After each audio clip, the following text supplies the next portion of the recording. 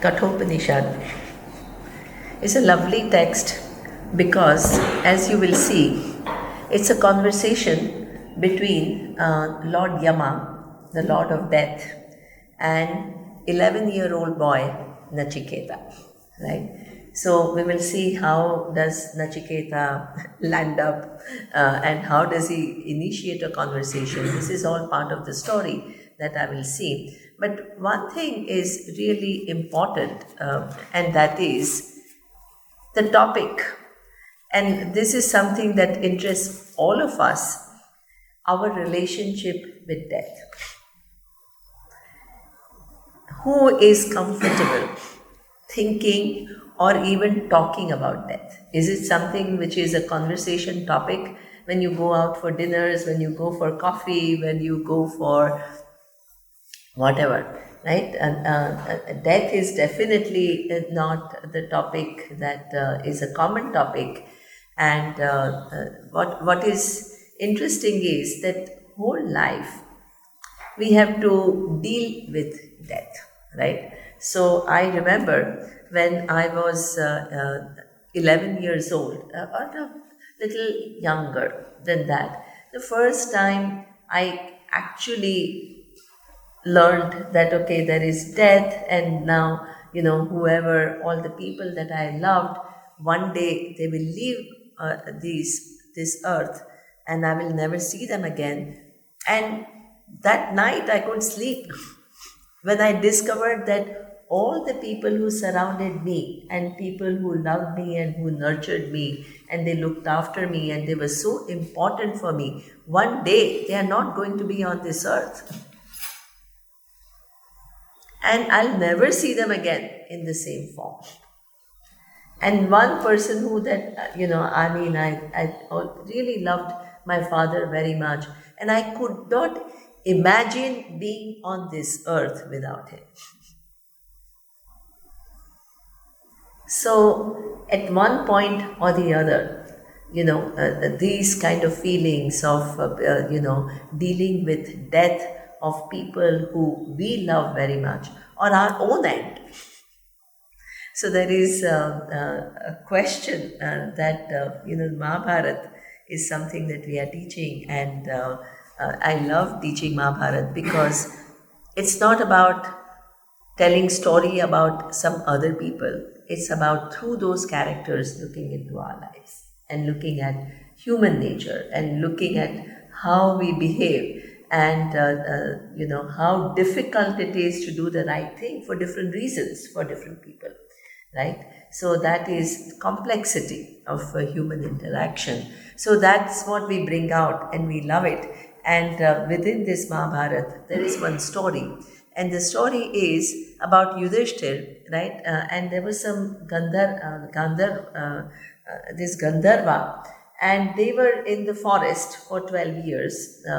And during this stay in the forest, these four Pandavas were walking and they were thirsty. So they went to the pond, and they wanted to collect the water. And that Gandharva, it was a powerful person, and he was looking after that pond.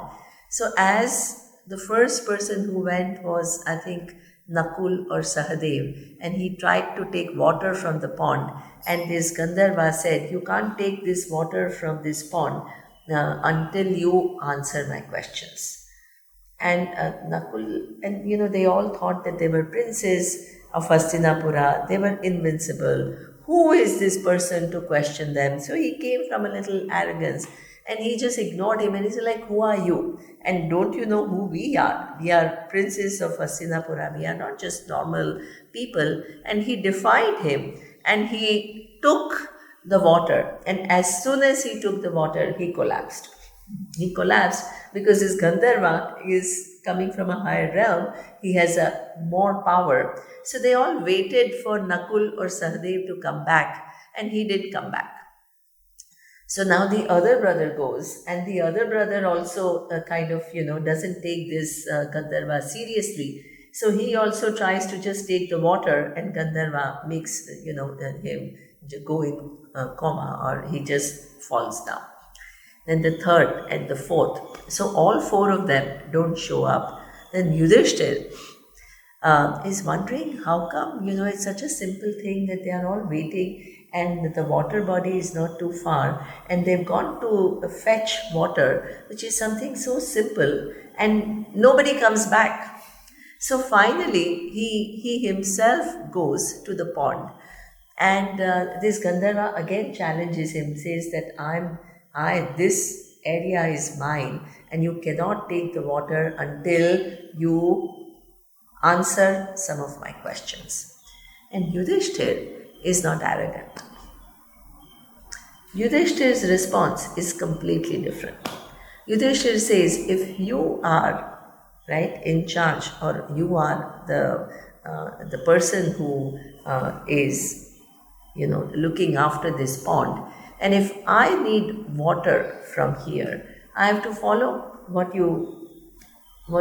your conditions. So I'm willing to at least try to answer some of the questions that you have, so that I can take the water with some legitimacy, that I'm not defying you and I'm not snatching water from you, that I respect you, that you are in charge of this pond, and I will honor that, and I'll try to answer the question.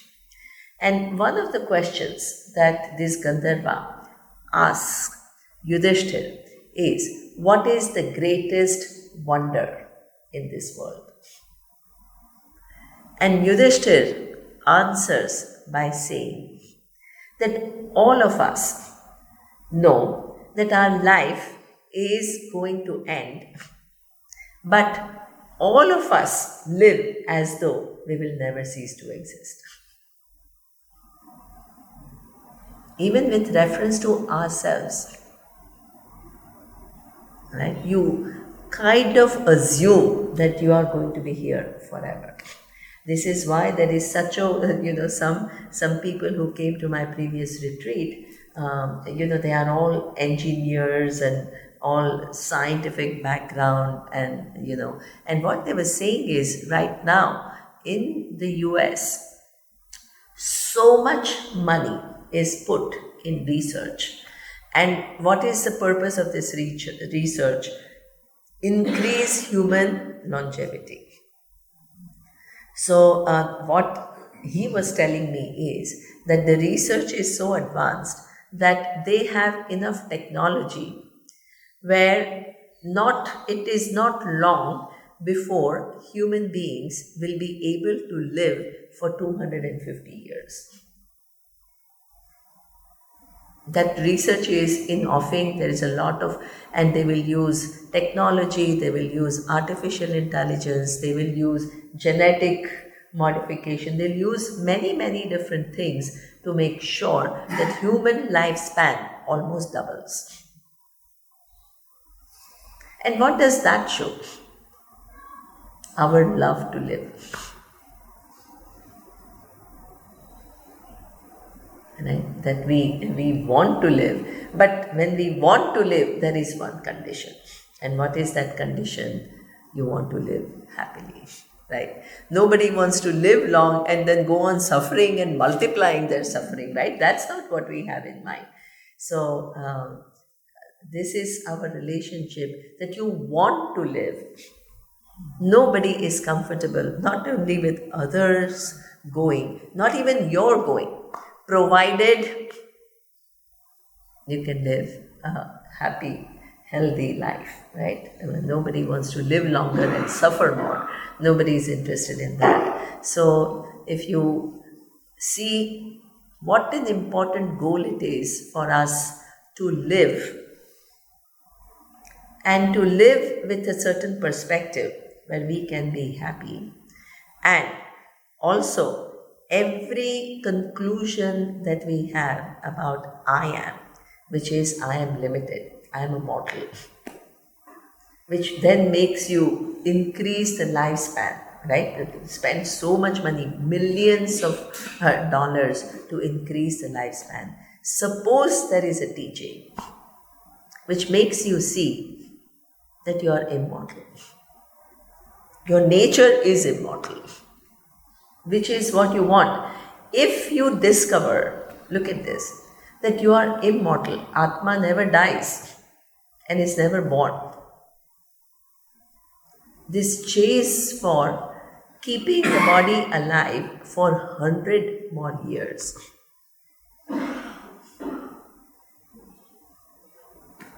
Is it really that important? From 100 to 200 years compared to immortality. Do you understand the magnitude? The Vedanta is not like modern research. Vedanta solves the problem of human conclusion that I am a mortal. It shows yourself, in a completely different light, Atma, in a completely different light. And you don't have to do anything to become immortal. This is your nature here and now.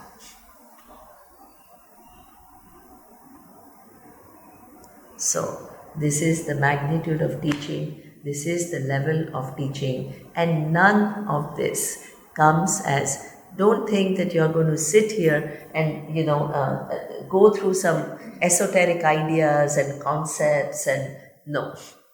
This is a pramana. And what is pramana? It uses the words to make you see your truth here and now. It's not like you, the individual, is just exposing oneself to all these interesting ideas. No. It is you giving up all your false notions and seeing your truth here and now. This is the approach. This is the approach. So therefore, we will undertake this journey of, first of all, how does Nachiketa reach and how does he get an audience with Lord Yama, and how he makes use of that opportunity and asks relevant questions and figures out his true nature. The text ends with, as a result of this conversation, what happens to Nachiketa? Is he still searching for answer? No. The text ends by saying this 11-year-old Nachiketa figures out what is the nature of I am. And Lord Yama, who is the Lord of Death, is able to communicate fully and clearly what is the nature of reality. So we will see that, right? So you have 7 days, right, to know it all fully. So now we will start it from 11:30.